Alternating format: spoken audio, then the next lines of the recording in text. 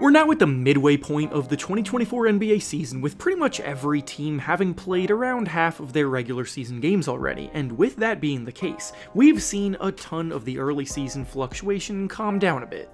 At this point in the year, the standings are starting to really take shape, flukes are starting to get exposed, and we have a pretty good idea of where players and teams actually stand.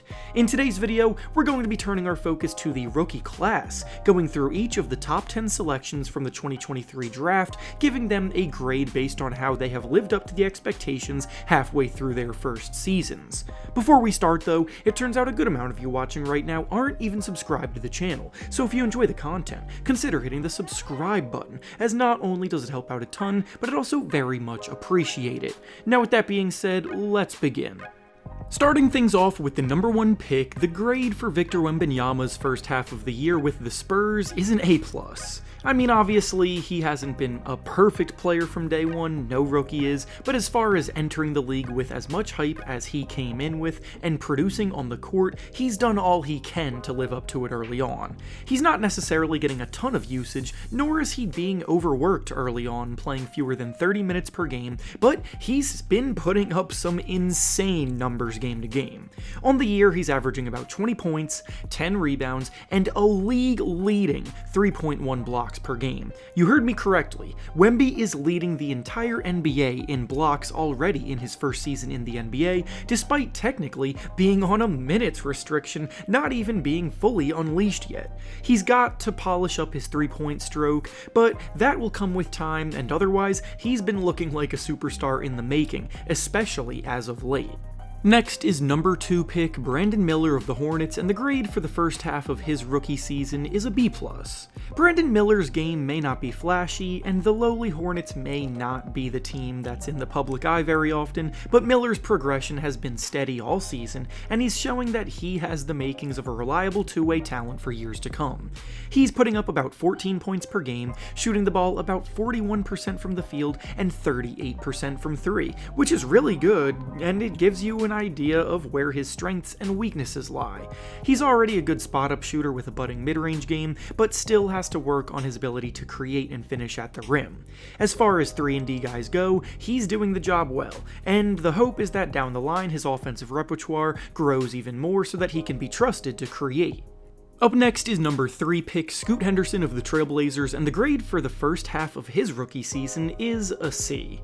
Early on in the year, his rookie campaign was looking like a complete disaster, but slowly and surely he's been getting better over time, and while he's still got a long way to go to be the dynamic guard that he was hyped up to be at the time of the draft, he's showing way more flashes of such over the last few weeks. He is still the 4th leading scorer in this rookie class, scoring about 12.5 points per game, and he's actually been knocking down his threes at a league average rate since the midway point of December. He just started the season so dreadfully ice cold from deep that his shooting splits on the season still look pretty bad. Throw in the fact that he's also leading the rookie class in assists, dishing out about 5 per game, and it leaves you a lot more hope for his future, despite the clear inconsistencies. Next up is 4th pick Amon Thompson of the Houston Rockets, and the grade for the first half of his rookie year is a D+. Thompson is still yet to get to the point where he's making a consistent impact on Rockets games, which is incredibly underwhelming for a guy that was oozing in pure athleticism and playmaking talent at the time of the draft. He did miss a significant chunk of time due to injury, so it's not all necessarily his fault, but even when he has been on the court, he just looks uncomfortable out there. He's averaging just 6 points and 2 assists per game coming off the bench in Houston. He's not quite the defensive maestro that his brother Assar is in Detroit. His jumper has been a complete liability to this point, making just 14% of his threes, and he's looking like much more of a developmental project than originally advertised. Next up is 5th pick Assar Thompson of the Pistons, and the grade for the first half of his rookie season is a B. Assar really exploded out of the gate as someone who was making plays everywhere on the defensive end, blocking a ton of shots, snagging a lot of steals, getting a ton of deflections, and generating so many turnovers in general that he was getting all defensive team hype right away. He's still been a solid defender all year, don't get me wrong, but after the first month of the season, the amount of turnovers that he's been creating has reduced dramatically, coming back down to earth, and in the same time, his offensive struggles have really been more on display. Like his brother, he really struggles shooting the basketball, making just 13% of his threes. He's scoring about 8 points per game, mostly at the rim, and while he is a very good rebounder for a wing player, his rookie grade has come down a bit since my last video. Up next is 6th pick Anthony Black of the Magic, and the grade for the first half of his rookie season is a C. Anthony was always coming into a situation that would require patience, being a guard on a team that already had Jalen Suggs, Cole Anthony, and Markelle Fultz playing the same position as him.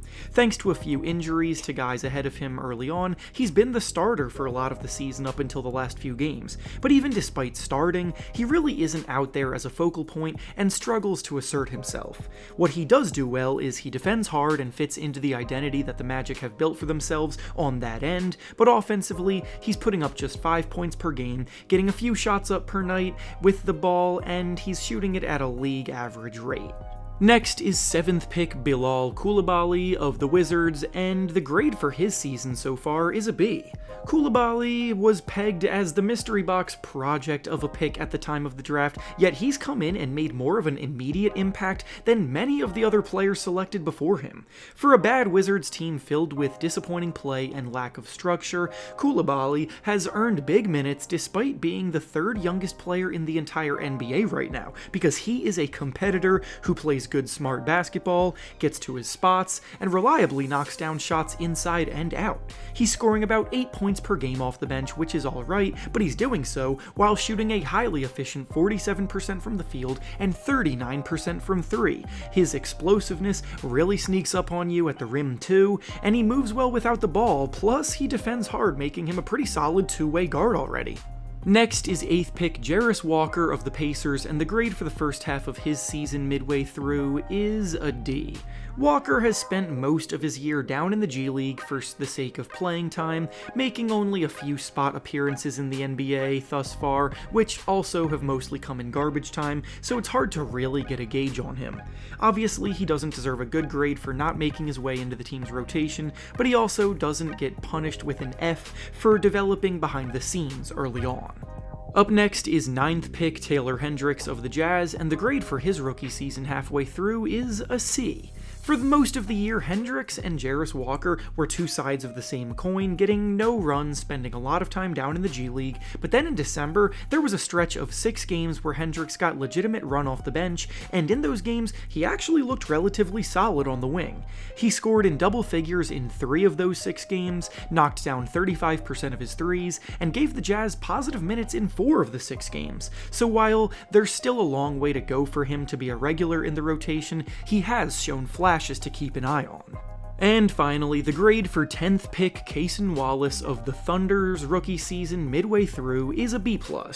Seeing as he was a later lottery pick and not one of the first names off the board, he obviously didn't come in with as much hyper expectations, and yet he has, for the most part, exceeded them comfortably. Wallace is a player who may not be flashy, but he is effective and efficient, and that's all the Thunder need from him in their pursuit for the top of the Western Conference. Wallace is an exceptional perimeter defender, he stays under control, rarely turning the ball over, and he lets the game come to him. He's averaging about 7 points per game off the bench, but he's shooting 50% from the field and 40% from 3, which is absolutely insane for a rookie guard. So as far as role players go, he's been as good as it gets from day one. And with that being said, that's all I have for you today. Make sure to like the video, subscribe to the channel, and comment down below how you would grade these young guys so far. Thanks for watching, and I'll see you all next time.